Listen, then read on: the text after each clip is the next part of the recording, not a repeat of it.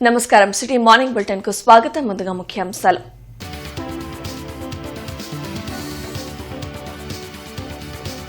బీసీలోని కొన్ని వర్గాలను ఎస్సీ ఎస్టీల్లో చేర్చాలనే డిమాండ్లను పరిశీలిస్తున్నాం. అసెంబ్లీలో సీఎం చంద్రబాబు ప్రకటన.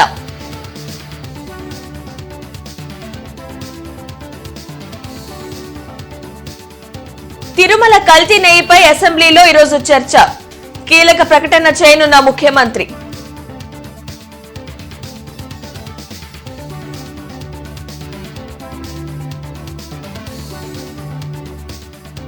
ప్రశాంతంగా ప్రారంభమైన ఇంటర్ ఎగ్జామ్స్. జిల్లా వ్యాప్తంగా 87 పరీక్షా కేంద్రాల ఏర్పాటు.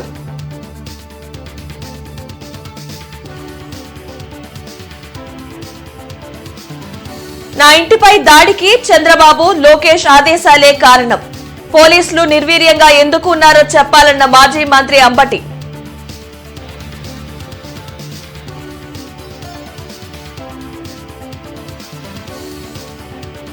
పొన్నూరు రోడ్లో ఏబీసీ నిర్మాణ పనులను పరిశీలించిన కమిషనర్ మయూర్ అశోక్. త్వరితగతిన పనులు పూర్తి చేయాలని ఆదేశం. సామాజిక సమానత్వమే లక్ష్యంగా కూటమి ప్రభుత్వం పనిచేస్తుందని ముఖ్యమంత్రి చంద్రబాబు వ్యాఖ్యానించారు. అసెంబ్లీలో సంక్షేమ బడ్జెట్ కేటాయింపులపై సీఎం చంద్రబాబు మాట్లాడారు.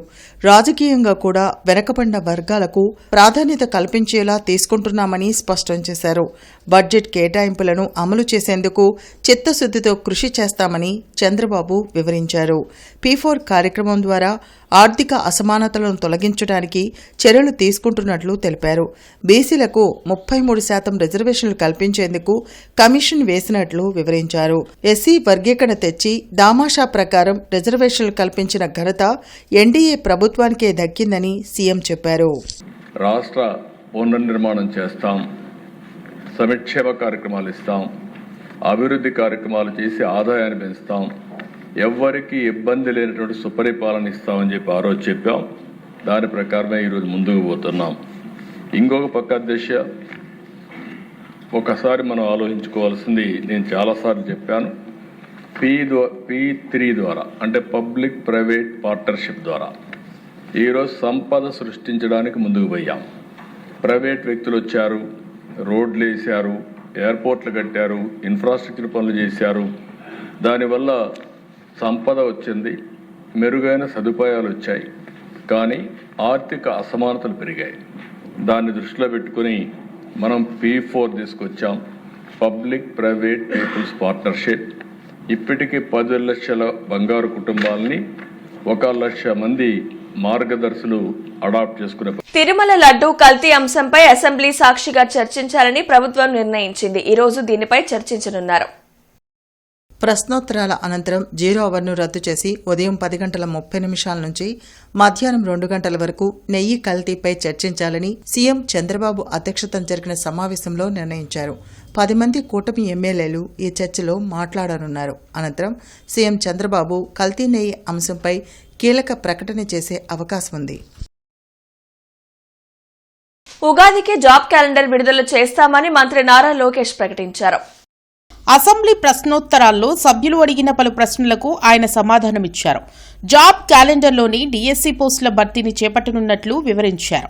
ఇతర రాష్ట్రాల్లో కేజీబీవీ అడ్మిషన్లు జరగడం లేదని, మన రాష్ట్రంలో మాత్రం అడ్మిషన్లకు పోటీ ఉందని మంత్రి లోకేష్ తెలిపారు. అంతేకాకుండా డిఎస్సి గురించి గౌరవ సభ్యులు ప్రస్తావించారు. అధ్యక్ష, గతంలోనే గత సంవత్సరంలోనే 16,000 మంది ఉపాధ్యాయుల్ని మనం నియమిస్తాం జరిగింది. ఈ సంవత్సరం ఉగాది నాటికి మెగా జాబ్ క్యాలెండర్ ఇవ్వాలన్న లక్ష్యంతో మేము అందరం పనిచేస్తున్నాం. చెప్తాం చాలా తేలికైంది అధ్యక్ష. వర్టికల్ హారిజాంటల్ రిజర్వేషన్ చేయాల్సిన అవసరం ఉంది. ఇప్పుడు మళ్ళీ జోనల్ రీనోటిఫికేషన్, ప్రెసిడెన్షియల్ ఆర్డర్ వచ్చింది, రీనోటిఫికేషన్ చేయాల్సిన అవసరం ఉంది. మొత్తం అన్ని డిపార్ట్మెంట్లు కలిసికట్టుగా పనిచేస్తున్నాం. ఉగాదికి మళ్ళీ మేము జాబ్ క్యాలెండర్ విడుదల చేస్తాం.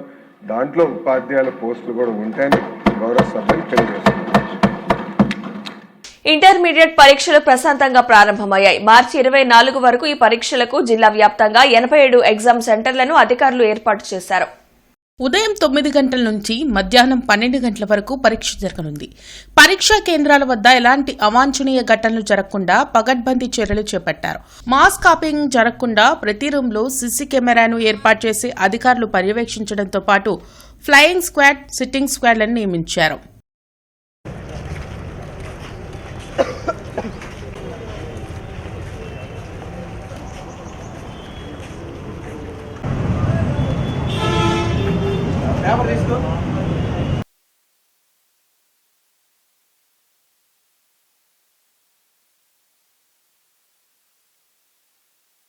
జైళ్లలోని ఖైదీలకు క్షమాభిక్ష విషయంలో కూటమి ప్రభుత్వం సానుకూలంగా ఉందని హోంమంత్రి అనిత ప్రకటించారు.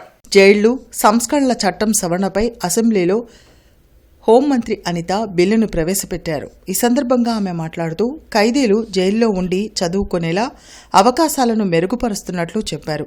మహిళా ఖైదీల పిల్లల కోసం జైల్లో ప్రత్యేకంగా అంగన్వాడీ కేంద్రాలు ఏర్పాటు చేస్తున్నట్లు వివరించారు. పాత చట్టాల్లో ఉన్నట్టు జైలు అంటే కేవలం శిక్ష కోసమే కాకుండా ఖైదీని సంస్కరించేందుకు అవసరమైన చర్యలు చేపట్టడం దీని ప్రధాన ఉద్దేశం. దీనికి అనుగుణంగానే ఈ చట్టంలోని ఖైదీలకు సంబంధించి ప్రతి ఖైదీకి వ్యక్తిగత శిక్షా ప్రణాళిక, అంటే ఒక ఖైదీ వచ్చిన తర్వాత సుమారుగా అతను 5 సంవత్సరాలు ఉంటాడా, 10 సంవత్సరాలు ప్రిజన్లో ఉంటారా అంత ఆలోచన చేసుకుని దానికి ప్రణాళికాబద్ధంగా అతన్ని ఏ రకంగా సంస్కరించాలనే ఉద్దేశం మీద ఒక ప్రణాళిక ఏర్పాటు చేసుకోవడం. శాస్త్రీయ భద్రత అంచనా వర్గీకరణ అధ్యక్ష, అంటే వాళ్ళు ఎడ్యుకేషన్ క్వాలిఫికేషన్ ఏంటి, వాళ్ళ స్కిల్స్ ఎలా ఉన్నాయి, వాటి ద్వారా వాళ్ళని ఏ రకంగా మనం ముందుకు తీసుకెళ్ళొచ్చిన దాని మీద. అదేవిధంగా వృత్తిపరమైన శిక్షణ అభివృద్ధి కార్యక్రమాల అధ్యక్ష, అంటే వొకేషనల్ ట్రైనింగ్స్, అదేవిధంగా స్కిల్ డెవలప్మెంట్, విద్యా ప్రవర్తనలో మార్పులు తీసుకొచ్చే కార్యక్రమాలు. ఇన్ కేసు వాళ్ళు 5 years ఉంటారు, 10 years ఉంటారు, వీళ్ళు 10th class పాస్ చేయొచ్చా, ఇంటర్మీడియట్ పాస్ చేయొచ్చా, డిగ్రీ వరకు తీసుకెళ్ళొచ్చా, ఇవన్నీ కూడా ఈ ఓపెన్ స్కూల్స్, ఓపెన్ యూనివర్సిటీస్ ద్వారా వాళ్ళకి కొంచెం విద్యా వ్యవస్థలో కూడా కొంచెం వాళ్ళని కూడా ఇంట్రడ్యూస్ చేసి వాటిని ఆ పరీక్షలు కూడా కట్టే విధంగా తయారు చేయటం. నెక్స్ట్ ఎట్ లాస్ట్ మనకి అధ్యక్ష జైలు నుంచి విడుదలయ్యే పరిస్థితి వచ్చిన తర్వాత మున్సిపల్ పంచాయతీరాజ్ శాఖ అధికారులతో మంత్రి నారాయణ సమీక్షించారు. అర్బన్ డెవలప్మెంట్ అథారిటీల నిధులను పంచాయతీలకు ఏ విధంగా ఖర్చు చేయాలనే అంశంపై నారాయణ చర్చించారు. పంచాయతీలకు చెల్లించాల్సిన ఫీజులను నిర్ధారించాలని నిర్ణయం తీసుకున్నారు. వచ్చే ఆర్థిక ఏడాది నుంచి ఆయా నిధులను గ్రామాలకు చెల్లించే అవకాశం ఉంది. మాజీ మంత్రి అంబటి రాంబాబును గుంటూరులోని ఆయన నివాసంలో కాపు నేత ముద్రగడ పద్మనాభం, మాజీ స్పీకర్ తమ్మినేని సీతారాం, మాజీ మంత్రి మేరుగ నాగార్జున పరామర్శించారు. తిరుమల లడ్డూపై ఇకనైనా అబద్దాలు ఆడడం కూటమి మానుకోవాలని ముద్రగడ హితవు పలికారు. కాపుల సహకారంతో 2 సార్లు చంద్రబాబు సీఎం అయ్యారని గుర్తు చేసిన ఆయన తనను ఎలా ఇబ్బందులకు గురి చేశారో ప్రజలు చూశారని చెప్పారు. ఇప్పటికైనా దాడుల సంస్కృతికి స్వస్తి పలికి రాష్ట్రాభివృద్ధిపై కూటమి ప్రభుత్వం దృష్టి సారించాలని సూచించారు. మేము బానిసలు కాదన్నయ్యా, పాకిస్తాన్ నుంచో ఆఫ్ఘనిస్తాన్ నుంచో వలస రాలేదన్నయ్యా, ఇక్కడే పుట్టాం, ఇక్కడే పెరిగామండి. కానీ నీచాతి నీచంగా మమ్మల్ని చూడటం, బాధించడం బాధగా ఉందని ముఖ్యమంత్రి గారు. కమిషనర్ మయూర్ అశోక్ పొన్నూరు రోడ్లో నిర్మాణంలోని ఏబీసీ సెంటర్, సుద్దపల్లి డొంక రోడ్లోని ఎస్టీపీ సెంటర్లను పట్టణ ప్రణాళిక, ఇంజనీరింగ్, ప్రజారోగ్య అధికారులతో కలిసి పరిశీలించారు. ఈ సందర్భంగా కమిషనర్ మయూర్ అశోక్ మాట్లాడుతూ ఏబీసీ సెంటర్ పనులను నిర్దేశిత మార్గదర్శకాల మేరకు వేగంగా చేపట్టాలన్నారు. సెంటర్లో ఏబీసీ అనంతరం ఫీడింగ్ పాయింట్స్, నీరు, వైద్యులు, సిబ్బందికి విశ్రాంతి గదులు వేరువేరుగా నిర్మాణం చేయాలన్నారు. అలాగే నగరంలో వీధి కుక్కల సమస్యలపై ఫిర్యాదులు అందిన ప్రాంతాలను వెటర్నరీ అసిస్టెంట్ సర్జన్ పరిశీలించాలన్నారు. ఎస్టీపీ నుండి అవుట్ఫాల్ ట్రైన్కి సైడ్ కాలువ నిర్మాణం చేయాలన్నారు. అనంతరం సుద్దపల్లి డొంకలోని సీవరేజ్ ట్రీట్మెంట్ ప్లాంట్ను పరిశీలించి ప్లాంట్ పూర్తి స్థాయిలో ఫంక్షనింగ్లో ఉండాలన్నారు.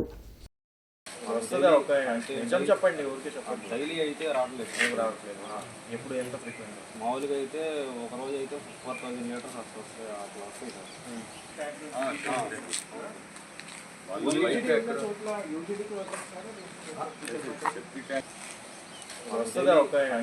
చెప్పండి, డైలీ అయితే రావట్లేదు.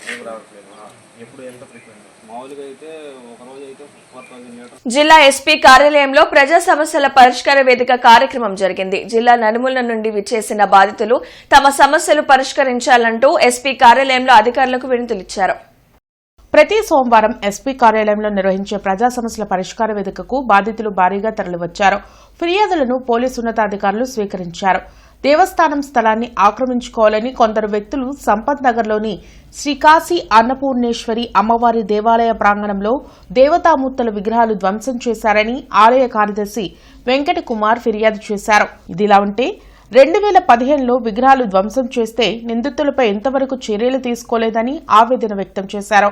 వెంటనే వారిపై చర్యలు తీసుకుని హైందవ ధర్మాన్ని కాపాడాలని వేడుకున్నారు. మరి హిందువుల మనోభావాలను దెబ్బతీసి మన యొక్క కాశీ అన్నపూర్ణేశ్వరి అమ్మవారి తదితర దేవతా విగ్రహాలను ధ్వంసం చేసినటువంటి ఉల్లి సాంబశివరావు, ఉల్లి అనిల్ కుమార్, పుల్లంశెట్టి వేడుకొండలపై తగిన చర్యలు తీసుకోవాల్సిందిగా, హిందువుల మనోభావాలను గౌరవించాలని మన యొక్క రాష్ట్ర ముఖ్యమంత్రి వర్యులు, ఉప ముఖ్యమంత్రి వర్యులైనటువంటి పవన్ కళ్యాణ్ గారు, చంద్రబాబు నాయుడు గారు, లోకేష్ గారు అందరూ కూడా ఏకకంఠంతో చెబుతూ ఉన్నారు, చూస్తూ ఉన్నాను. మీరందరూ కూడా దీనికి సహకరించి ఈ యొక్క దుర్మార్గుల పైన నిందితుల మీద చర్యలు తీసుకోవాల్సిందిగా కోరుచూ ఉన్నాము. ఇతర పథకాలకు దారి మళ్లించిన నిధులు వెంటనే వెల్ఫేర్ బోర్డుకు జమ చేయాలని ఏఐటీయూసీ నేతలు డిమాండ్ చేశారు. భవన నిర్మాణ కార్మికుల సమస్యల పరిష్కారం కోసం Andhra Pradesh buildings constructions workers union నేతలు కలెక్టరేట్ వద్ద నిరసన వ్యక్తం చేశారు. ఈ సందర్భంగా రాష్ట్ర అధ్యక్షులు పుష్పాల సత్యనారాయణ మీడియాతో మాట్లాడారు. రాష్ట్రంలో పెండింగ్ లో ఉన్న 46,000 క్లెయిమ్లను పరిష్కరించి వెంటనే సొమ్మును వారి ఖాతాల్లో జమ చేయాలని డిమాండ్ చేశారు. ఈ కార్యక్రమంలో రామారావు, మేడా హనుమంతరావు, రావుల అంజిబాబు, కుమారి, శ్రీనివాసరావు తదితరులు పాల్గొన్నారు. భవన నిర్మాణ కార్మిక సంఘం తరఫున మేమైతే ఈ రాష్ట్ర ప్రభుత్వాన్ని హెచ్చరిస్తూ ఉన్నాం. మీరు మేనిఫెస్టోలో పెట్టారు, సంక్షేమ బోర్డు ప్రారంభిస్తామన్నారు. ప్రారంభించడంతో పాటు గత ప్రభుత్వంలో ఉన్న ఏదైతే సంక్షేమ బోర్డులో మరి క్లెయిములు పెండింగ్లో ఉన్నాయో ఆ పెండింగ్లో ఉన్నటికి నిధులు చెల్లిస్తామని చెప్పి ఉన్నారు.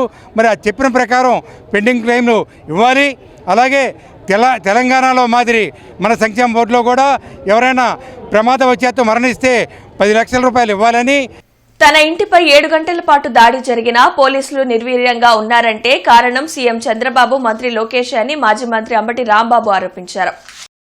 గుంటూరులో అంబటి మీడియాతో మాట్లాడుతూ చంద్రబాబుకు 5 ప్రశ్నలు సంధించారు. కులాల ప్రస్తావన తెచ్చింది ఎవరని ప్రశ్నించిన ఆయన రిమాండ్ రిపోర్ట్లో చంద్రబాబును కులం పేరుతో తిట్టారని, అబద్దాలు రాయలేదా అని నిలదీశారు. తనను 18 రోజులు జైల్లో పెట్టినా తన ధైర్యాన్ని ఏమాత్రం తగ్గించలేకపోయారని చెప్పారు. అన్ని simple sections, all are bailable. 3 కేసులు నా మీద, 3 కేసులు కూడా బిఎన్ఎస్ 35 క్లాస్ 2 ప్రకారం పోలీసులు నోటీస్ ఇచ్చి పంపవలసిన కేసులు. వ్యవస్థలను మేనేజ్ చేశారు, 18 రోజులు జైల్లో అట్టిపెట్టారు. కలెక్టరేట్లో ప్రజా సమస్యల పరిష్కార వేదిక కార్యక్రమం జరిగింది. జిల్లా నలుమూలల నుండి విచ్చేసిన బాధితులు తమ సమస్యలు పరిష్కరించాలంటూ కలెక్టర్ తమీం అన్సారియాకు వినతులందించారు. ప్రతి సోమవారం కలెక్టరేట్లో నిర్వహించే ప్రజా సమస్యల పరిష్కార వేదికకు బాధితులు బారులు తీరారు. ఫిర్యాదులను జిల్లా ఉన్నతాధికారులు స్వీకరించారు. ఆయా సమస్యల పరిష్కారంకు తగు చర్యలు తీసుకుంటామని భరోసా కల్పించారు. తనకు ఆసరాగా ఎవరూ లేరని, ఆరోగ్య పరిస్థితి సక్రమంగా లేదని, తనకు పెన్షన్ మంజూరు చేయాలని కలెక్టర్ తమీం అన్సారియాకు ఆనంద్పేటకు చెందిన ఇక్బాల్ సుల్తానా అనే మహిళ ఆక్సిజన్ సిలిండర్తో సహా కలెక్టర్ గ్రీవెన్స్ కు వచ్చారు. ఆమె పరిస్థితిని గమనించిన కలెక్టర్ తమీం అన్సారియా తనకు అవసరమైన మందులు, ఆక్సిజన్ సిలిండర్ ఇప్పించే ఏర్పాట్లు చేస్తామని హామీ ఇచ్చారని మహిళా బంధువు తెలిపారు. నగరంలో వీధి కుక్కల వలన ఎంతో మంది గాయాల బారిన పడుతున్నారని, కార్పొరేషన్ అధికారులు కలెక్టర్ వెంటనే చర్యలు తీసుకోవాలని సిపిఐ నగర కార్యదర్శి ఆకిటి అరుణ్ కుమార్ వినతి పత్రం అందజేశారు. అర్హత కలిగిన వికలాంగులందరికీ 3 చక్రాల వాహనాలు అందించాలని వైసీపీ దివ్యాంగుల విభాగం అధ్యక్షుడు అగస్టిన్ కలెక్టర్కు వినతి పత్రం అందజేశారు. రాష్ట్ర బడ్జెట్లో వ్యవసాయ రంగానికి కేవలం 53,752 కోట్లు మాత్రమే కేటాయించారని ఏపీ రైతు సంఘం నేతలు మండిపడ్డారు. రాష్ట్ర బడ్జెట్లో వ్యవసాయ అనుబంధ రంగాలకు 50% కేటాయించాలని డిమాండ్ చేశారు. ఏం లేదండి, ఇది ఐడి హాస్పిటల్లో చూపించుకున్నాము. కొన్ని మెడిసిన్స్ ఏమో బయట రాస్తున్నారని కలెక్టర్ గారితో వచ్చాము. పెన్షన్ కోసం వస్తే కలెక్టర్ గారేమో మెడిసిన్ ఏమో ఫ్రీగా ఇప్పిస్తామని చెప్పారు. అది మేము వచ్చింది ఏమో పింఛన్ ఏమైనా ఇస్తారేమో అని, ఇంట్లో ఆర్థిక సహాయత ఎవరు లేరు, ఎవరు సంపాదించే వాళ్ళు లేరు అని చెప్తే కలెక్టర్ గారేమో ఇలా మెడిసిన్ ట్రీట్మెంట్ ఫ్రీగా ఇప్పిద్దామని చెప్పారు. ఇదే ఫస్ట్ టైం రాగానే కలెక్టర్ గారేమో స్పందించాను. కలెక్టర్ గారే బయటికి వచ్చి కేసుని చూసి కలెక్టర్ గారే ఈ యొక్క గుంటూరు నగరంలో ఉన్నటువంటి కుక్కల బెడద వల్ల గతంలో మనం చూసాం, ఒక 3 సంవత్సరాల బాలుడు చనిపోయాడు కుక్క దాడి వల్ల. అదేవిధంగా 2 రోజుల క్రితం ఇదే గుంటూరు నగరంలో నల్లజరువు లాంటి ప్రాంతంలో సుమారు 6 సంవత్సరాల పిల్లోడిని ఒక 10 కుక్కలు ఎగబడి కరవడం వల్ల తీవ్రంగా గాయాలపాలై ఈరోజు జీజీహెచ్లో చికిత్స పొందుతూ ఉన్నాడు. దానిపైన ఈ గుంటూరు నగరంలో ఉన్నటువంటి ఏ కాలనీలో కూడా, అన్ని పేటల్లో కూడా కుక్కలు విపరీతంగా స్వైరవిహారం చేస్తూ ఉన్నాయి. దానికి సంబంధించి కుక్కల్ని మీరు అన్ని తీసుకొని పోయి ఏదైతే సుప్రీంకోర్టు గైడ్లైన్స్ ఉందో, సుప్రీంకోర్టు ఏదైతే చెప్పి రాష్ట్ర ప్రభుత్వాలు అదేవిధంగా నగరపాలక సంస్థలు షెల్టర్లు ఏర్పాటు చేసి కుక్కలకి సంరక్షణ కేంద్రాలు ఏర్పాటు చేసి మొత్తం తీసుకొని పోయి అక్కడ పెంచండి, అక్కడ వాటి సంరక్షణ చూసుకోండి అని చెప్పేసి చెప్తా ఉన్నారు. దాన్ని మీరు అమలు చేయండి అని చెప్పేసి ఈరోజు కలెక్టర్ గారికి అదేవిధంగా కమిషనర్ గారికి అర్జీ ఇస్తూ ఉన్నాం. 2024-25, 2025-26 మార్చి నెల నాటికి దివ్యాంగుల బ్యాక్లాగ్ పోస్టులను భర్తీ చేయాలని, రెండో వచ్చి 3 చక్రాల వాహనాలు దివ్యాంగులకు మోటార్ వాహనాలను ఇచ్చే విషయంలో దివ్యాంగులకు ఎటువంటి తారతమ్యం భేదాలు లేకుండా ప్రతి ఒక్కరికి ఆ యొక్క ఈ వాహనాలను ఇవ్వాలని మేము కోరుచున్నాము. మాస్టర్ మైండ్స్ ఆధ్వర్యంలో ఇండియన్ రెడ్ క్రాస్ సొసైటీ సౌజన్యంతో రక్తదాన శిబిరం జరిగింది. బ్రాడీపేటలోని మాస్టర్ మైండ్స్ క్యాంపస్లో నిర్వహించిన కార్యక్రమంలో మాస్టర్ మైండ్ సిబ్బందితో పాటు స్టూడెంట్స్ రక్తదానం చేశారు. బ్లడ్ డొనేషన్ వల్ల ఆపదలో ఉన్న వారి ప్రాణాలను కాపాడే అవకాశం ఉంటుందని రెడ్ క్రాస్ సొసైటీ ప్రతినిధులు తెలిపారు. ప్రతి ఏడు master minds blood donation camp నిర్వహించడం అభినందనీయమని చెప్పారు. శ్రేష్ఠ హాస్పిటల్ 2వ వార్షికోత్సవం సందర్భంగా పలువురు డాక్టర్లు కూడా ఈ క్యాంపులో సేవలు అందించారు. మాస్టర్ మైండ్స్ కళాశాల యొక్క ఆవిర్భావ దినోత్సవం, వ్యవస్థాపక దినోత్సవం సందర్భంగా కళాశాల విద్యార్థులు మరియు సిబ్బంది అందరూ ఇవాళ రక్తదానం చేస్తున్నారు. గత 10-12 సంవత్సరాలుగా ప్రతి సంవత్సరం 1000 నుండి 1500 మంది పిల్లలు మాస్టర్ మైండ్స్ నుంచి రక్తదానం చేస్తున్నారు. ఇవాళ ప్రత్యేకించి శ్రేష్ఠ హాస్పిటల్ వారి యొక్క వ్యవస్థాపక దినోత్సవం సందర్భంగా కూడా వారి యొక్క సహకారంతో కూడా ఇవాళ ఈ రక్తదాన శిబిరం ఏర్పాటు చేయడం జరిగింది. అనేక సంవత్సరాలుగా దీని డైరెక్టర్ గారు శ్రీ మట్టుపల్లి మోహన్ గారి యొక్క సపోర్టు తోటి ప్రతి సంవత్సరం కొన్ని వేల మంది విద్యార్థులు రక్తదానం చేస్తూ చాలామంది అనేక మంది ప్రాణాలను కాపాడేందుకు వారి వంతు యొక్క సహాయం చేస్తూ సొసైటీలో ఈ రక్తదానం పట్ల వారు అవేర్నెస్ని క్రియేట్ చేస్తున్నందుకు మట్టుపల్లి మోహన్ గారికి హృదయపూర్వక ధన్యవాదాలు తెలియజేసుకుంటూ, కౌలు రైతు వ్యవసాయ కార్మికుల సమస్యలు పరిష్కరించాలంటూ కలెక్టరేట్లో కౌలు రైతు వ్యవసాయ సంఘాల నేతలు నిరసన కార్యక్రమాన్ని చేపట్టారు.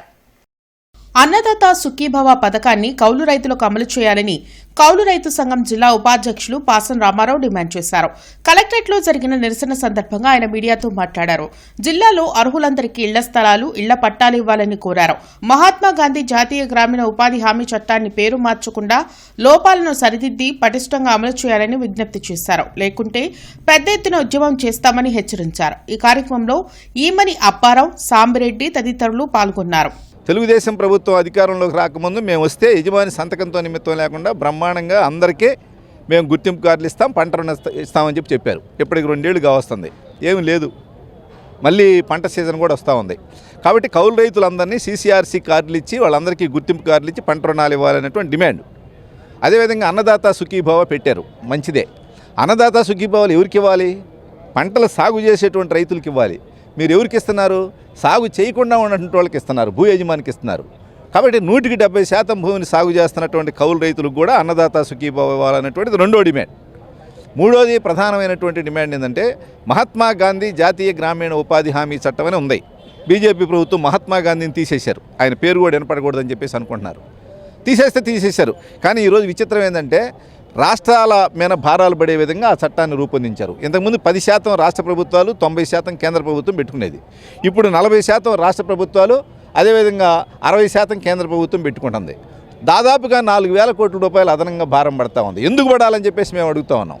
ఏపీ సివిల్ సర్వీసెస్ అధికారుల సంఘం డైరీని జిల్లా కలెక్టర్ తమీం అన్సారియా నిన్న కలెక్టర్ కార్యాలయంలో ఆవిష్కరించారు. ఈ కార్యక్రమంలో జేసీ ఆశుతోష్ శ్రీవాత్సవ్, జిల్లా రెవెన్యూ అధికారి ఖాజావలి తదితరులు పాల్గొన్నారు. Srikrishna academy director versatile services trust వ్యవస్థాపకులు పాసం సర్దార్ అభినంద్ యాదవ్ కు పలువురు ఘన నివాళులర్పించారు.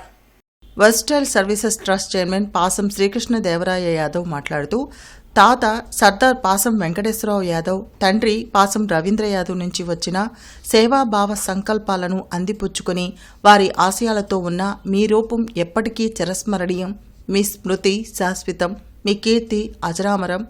ఆ స్మృతుల జ్ఞాపకాలను తలుచుకుంటూ డంపింగ్ యార్డ్లో ఉండే నివాసితులకు అందించిన మీ దాతృత్వ స్పందనకు ఎంతో కృతజ్ఞులం అన్నారు. అనాథాశ్రమాల్లో, వృద్ధాశ్రమాల్లో మీరు అందించిన సేవకు ఆదరణగా మారిన మానవ రూపంలోని మాధవుడివే.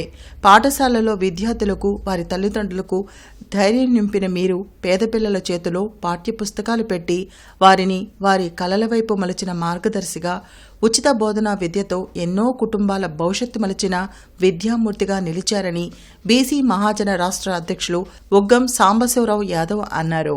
ఈ కార్యక్రమంలో పాసం సర్దార్ అభినంద్ యాదవ్, కుర్రా శ్రీనివాస్ యాదవ్ తదితరులు పాల్గొన్నారు.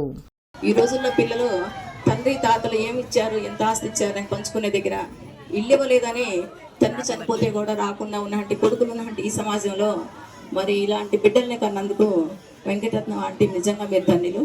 మీరు అసలు ఇది తల్లిగా అయితే మీకు బాధేమో కానీ సొసైటీని మార్చడానికి వాళ్ళకి ఎలాంటి సహకారం లేకపోయినా సొసైటీలో మేము ఉన్నాము, మా వల్ల కొంత ప్రయోజనం మీరు ఎప్పుడు గర్వపడుతూ ఉండాలండి. ఇది ఈ బాధను మీరు మరి ప్రతి ఒక్కరికి మరణం అనేది తప్పదు, పుట్టిన జీవి గిట్టక తప్పదు. కాబట్టి ఈ పుట్టడం కాకుండా జన్మించినంత కాలము సర్వీస్ మోటివ్తో జన్మించినట్టు అభినందన అవుతాము. మరి ఇతను ఎప్పుడు కూడా చిరస్మరణీయము అందరి హృదయాల్లో, సమాజంలో కూడా అతని వల్ల శ్రీ మంజునాథ నాట్య క్షేత్రం వ్యవస్థాపకురాలు డాక్టర్ ఆర్ మనోజ్ఞ ఆధ్వర్యంలో జాతీయ స్థాయి నృత్య సంగీతం అండ్ కళా ఉత్సవం కార్యక్రమం శ్రీ వెంకటేశ్వర విజ్ఞాన మందిరంలో ఘనంగా నిర్వహించారు. ఈ కార్యక్రమానికి ముఖ్య అతిథులుగా Narasaraopet MP Lavu Srikrishnadevarayalu, Guntur east MLA Mohammed Naseer, Guntur west MLA Galla Madhavi, Malineni college chairman Malineni Perumallu, Apex Solutions సంస్థ ఎగ్జిక్యూటివ్ డైరెక్టర్ నరేంద్ర కుమార్ శరణం హాజరయ్యారు. ఈ సందర్భంగా వారు మాట్లాడుతూ మన సంస్కృతి, మన సాంప్రదాయాలను తెలియజేసే నృత్యాలే మన భారతీయమని తెలిపారు. కళ జీవించాలంటే అందరి ప్రోత్సాహం అవసరమని కోరారు. కళాకారుడు కావడం కష్టం, కళాకారుడుగా పుట్టడం అదృష్టమని, కళల పట్ల ఆసక్తి పెంపొందించుకునే విధంగా తల్లిదండ్రులు తమ పిల్లలను ప్రోత్సహించాలని కోరారు.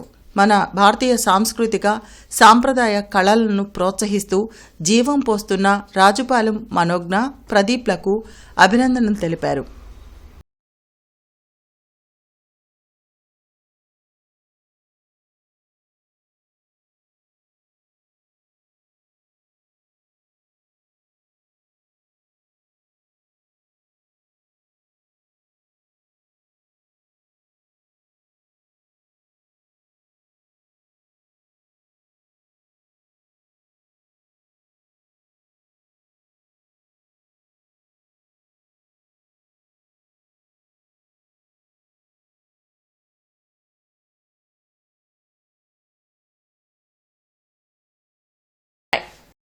నాన్ ఏసీ మిర్చి ధరలు: కామన్ వెరైటీ 334 రకం మినిమం 13,500, మ్యాక్సిమం 20,000, మోడల్ 19,500 రూపాయలు. నెంబర్ 5 మినిమం 13,500, మ్యాక్సిమం 20,000, మోడల్ 19,500 రూపాయలు. 341 రకం minimum 14,000, maximum 20,500, model 20,000. Super 10 minimum 13,500, maximum 20,000, model 19,500 రూపాయలు. స్పెషల్ వెరైటీ తేజ రకం minimum 13,000, maximum 18,000, model 17,000. Byadgi 355 minimum 14,000, maximum 21,000, model 20,500 రూపాయలు. Devanur deluxe minimum 15,500, maximum 21,500, model 21,000. Armoor రకం మినిమం 13,000, మ్యాక్సిమం 16,500, మోడల్ 16,000. ఏసీ మిర్చి ధరలు: కామన్ వెరైటీ 334 రకం మినిమం 13,000, మ్యాక్సిమం 19,000, మోడల్ 18,500 రూపాయలు. Number 5 minimum 13,000, maximum 19,500, model 19,000. 341 రకం minimum 14,000, maximum 20,000, model 19,500 రూపాయలు. స్పెషల్ వెరైటీ తేజ రకం మినిమం 13,000, మ్యాక్సిమం 17,000, మోడల్ 16,500 రూపాయలు. బడిగి 355 మినిమం 14,000, మ్యాక్సిమం 20,500, మోడల్ 20,000. మిర్చి తాలూకాయ కామన్ వెరైటీ 334 రకం minimum 7,500, maximum 10,000, model 9,500. Number 5 minimum 7,500, maximum 9,600, model 9,400 రూపాయలు.